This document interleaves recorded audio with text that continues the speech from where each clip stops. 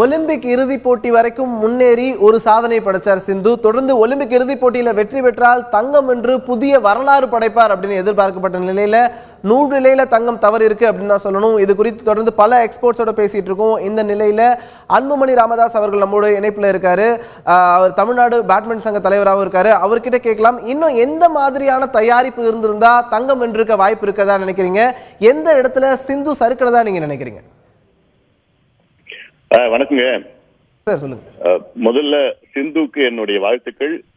தமிழ்நாடு இறகுப்பந்து கழகத்தின் சார்பில் என்னுடைய வாழ்த்துக்கள். சிந்து மிகப்பெரிய ஒரு சாதனை வரலாறு படைத்திருக்கின்றார். என்ன மாதிரியான தயாரிப்பு இருந்திருக்கும் நினைக்கிறீங்க? இறுதிப் போட்டி வரைக்கும் முன்னேறினது ஒரு பெரிய சாதனை தான். இருந்தாலும் கூட தங்கத்தை வென்றதுல எந்த இடத்துல தவறுனாங்கன்னு நினைக்கிறீங்க நீங்க? இல்ல, முதல்ல ஃபுல் கிரெடிட் கோபிச்சந்துக்கு தான். ஏன்னா சிந்து ஒரு 5 வயசுல இருந்து கண்டுபிடிச்சு இந்த அளவுக்கு ஒலிம்பிக்ஸ்ல ஃபைனல்ஸ்ல தோத்து போயிட்டாங்க. ஆனாலும் ஒரு வெள்ளி வென்றிருக்காங்க. இது ஒரு மிகப்பெரிய சரித்திரம். சிந்து சரி, இப்ப என்ன கேட்டா நான் அனலைஸ் பண்ணி பார்த்தா பேக் ஹேண்ட்ல அந்த மெரின் சிந்துவுடைய பேக் ஹேண்ட்ல ஸ்மாஷ் பண்ணி ஒரு 15 பாயிண்ட் எடுத்திருக்கு. அதுதான் கொஞ்சம் வீக்னஸ் அது சிந்துவுக்கு.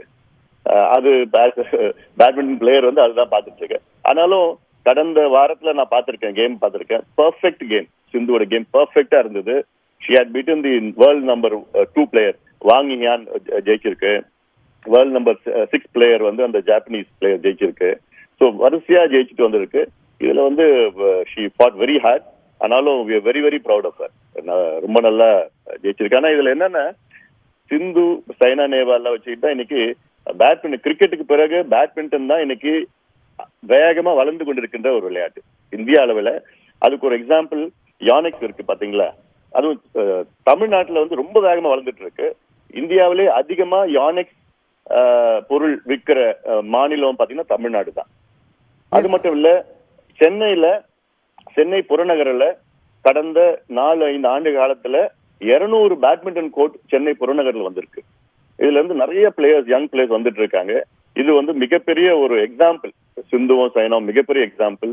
நிச்சயமா என்னுடைய நோக்கம் தமிழ்நாட்டு ஒரு பிளேயர் ஆல் இந்தியா ஒலிம்பிக்ஸ் தான் ஜெயிக்கணும்னு. நிச்சயமா கண்டிப்பா ஒட்டுமொத்த தமிழர்களுடைய எதிர்பார்ப்பும் கூட அதுவா தான் இருக்கு. தமிழகத்திலிருந்து இது மாதிரி ஒரு வீரர் ரெப்ரசென்ட் பண்ணும் அப்படின்றதான் என்னோட எதிர்பார்ப்பும். இந்த போட்டி தொடரை பொறுத்த வரைக்கும் சிந்துவோடைய போட்டிகள் தொடர்ந்து பார்த்ததா சொன்னீங்க. இதுல வேர்ல்ட் நம்பர் 2 பிளேயருக்கு எதிராக கூட அவங்க 2வது செட்டுக்கு மேல எடுத்துக்கல. எல்லாத்தையுமே 2 செட்டுக்குள்ளேயே முடிச்சாங்க. ஃபைனல்ல கூட ஃபர்ஸ்ட் செட்டை இவங்க தான் வின் பண்றாங்க. சோ செகண்ட் செட்டுக்கு அப்புறமா என்ன மாதிரியான மனநிலை அவங்களுக்கு இருந்திருக்கும்? எதனால கை நழுவி ஆட்டம் போற அளவுக்கு போச்சு அப்படின்னு நீங்க நினைக்கிறீங்க? அதாவது ஒலிம்பிக்ஸ் ஃபைனல்ஸ் அது டென்ஷன். நிச்சயமா பயங்கர எதிர்பார்ப்பு இருக்கு. கிட்டத்தட்ட ஒரு 125 கோடி மக்களோட எதிர்பார்ப்பு இருக்கு. And so much of responsibility on shoulder. அதுல நிச்சயமா டென்ஷன் ஆயிடுச்சு. செகண்ட் கேம்ல டென்ஷன் ஆயிடுச்சு. ஒரு 3வது கேம்ல கொஞ்சம் நல்லா ஒரு 10-10 வந்ததுக்கு அப்புறம் விட்டுடுச்சு கடைசியில 3வது கேம்ல. ஆனாலும் நமக்கு எல்லாம் ஒரு பெருமையா தான் இருக்கு. இந்த அளவுக்கு, அதாவது she is the world number 11 player against the world number 1 player. ஏன்னா இந்த மரின் வேர்ல்ட் சாம்பியன்ஷிப் ஜெயிச்சிருக்கு. அதனால கடந்த ஆட்டத்துல மரின் கூட பல முறை தோத்துருக்கு, சிந்து தோத்துருக்கு. அண்ட் மோஸ்ட்லி இதுல என்னன்னா மரின் லெஃப்ட் ஹேண்ட் பிளேயர். அது ஒரு காம்ப்ளிகேஷன் இருக்கு. அதனால அந்த லெஃப்ட் ஹேண்ட் எல்லா ஸ்மாஷஸும் சிந்துவுடைய பேக் ஹேண்டுக்கு ஸ்மாஷஸ் அதெல்லாம் 15 பாயிண்ட் அதுல போயிடுச்சு. கண்டிப்பா அவங்க இடக்கை ஆட்டக்காரர் அப்படின்றது ஒரு பெரிய சவாலை கொடுத்தது. கடைசி அவங்க கிட்ட நான் கேட்க விரும்புற கேள்வி என்ன அப்படின்னா, ஒரு சாதனையாளர் உருவாகும் போது அவங்கள பார்த்து இன்ஸ்பயர் ஆகி பல பேர் வருவாங்க. அதுல இருந்து இன்னும் பல சாதனையாளர்கள் கிடைப்பாங்க. இப்போ சிந்து எட்டியிருக்கக்கூடிய இந்த மைல் கல்லால தமிழகத்திலிருந்து இன்னும் பல பேர் ஆர்வத்தோட பேட்மிண்டன் விளையாடலான்னு கிளம்பி வருவாங்க. அவங்கள அடுத்த 4 ஆண்டுகளுக்குள்ள பதக்கம் வெல்லக்கூடிய வீரர்களா மாத்திர மாதிரியான என்னென்ன விஷயங்களை அடுத்தடுத்து முன்னெடுத்து போலான்னு இருக்கீங்க? அதுக்கு முதல்ல தமிழ்நாட்டுல இன்ஃப்ராஸ்ட்ரக்சர் வேணும். அதுக்கு அரசாங்கம் அதிக அளவுல அந்த உள் அரங்கு சொல்லிருக்கு, இண்டோர் ஸ்டேடியம் கோர்ட்ஸ் எல்லாம் இருக்குங்களா, அது அதிக அளவுல எல்லா இடத்துலயும், தமிழ்நாட்டுல சென்னையில மட்டும் கிடையாது, எல்லா இடத்துலயும் பரவலா கட்டி விடணும். ஏன்னா இது ஃபாஸ்டஸ்ட் க்ரோயிங் கேம் அதர் தென் கிரிக்கெட் இந்தியாவில் பாத்தீங்கன்னா அது பேட்மிண்டன். ஏற்கனவே சொல்லியிருக்கேன். நான் நேற்று கூட நான் மதுரைக்கு போயிருந்தேன். மதுரையில பாத்தீங்கன்னா சப் ஜூனியர் சாம்பியன்ஷிப் நடத்தியிருக்கோம். மதுரையில 1600 பிளேயர்ஸ் வந்தாங்க. அதுக்கு சின்ன சின்ன பிளேயர்ஸ், சப் ஜூனியர்னா 10 வயசுல 11-12 வயசுல அவ்வளவு நல்லா ஆடிட்டு இருக்காங்க. ஆனா அவங்களுக்கு திரும்பி அவங்க ஊருக்கு போனா அந்த ஃபெசிலிட்டிஸ் இல்ல. அவ்வளவு நல்லா அருமை ஆடிட்டு இருக்காங்க.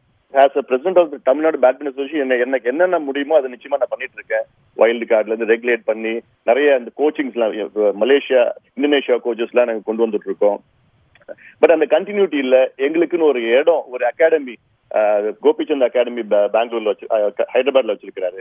பிரகாஷ் பத்கோன் பெங்களூர்ல வச்சிருக்காரு. அதே மாதிரி அகாடமி சென்னையிலயும் மதுரையிலயும் ஆரம்பிக்கணும்னு ஆசை. ஆனாலும் அது அரசாங்கம் ஒத்துழைக்கணும், அரசாங்கம் கொஞ்சம் இடம் கொடுக்கணும், இதெல்லாம் என்கரேஜ் பண்ணணும். அதனால ஆனா எங்களுக்கு எந்த என்கரேஜ்மெண்ட் அரசாங்கத்துக்கு வரல. ஏன்னா நாங்க ஒரு டிஎன்பிஏ சார்பில் ஒரு மேட்ச் நடத்தணும்னால எங்களுக்கு கொடுக்க மாட்டாங்க, ஸ்டேடியம் கொடுக்க மாட்டாங்க. அந்த நிறைய சிக்கல்கள் அரசியல் அதை அப்படி பண்ணிட்டு இருக்காங்க, சிக்கல் எல்லாம் இருக்கு அதுல. அதனால சவால்களை தாண்டி சாதனையாளர்கள் உருவாகணும் அப்படின்றதுதான் எல்லாரோட எதிர்பார்ப்புமாவே இருக்கு. உங்களுடைய நேரத்தை ஒதுக்கி எங்களோட வந்திருந்து கருத்துக்களை பகிர்ந்துகிட்டதுக்காக ரொம்ப நன்றி.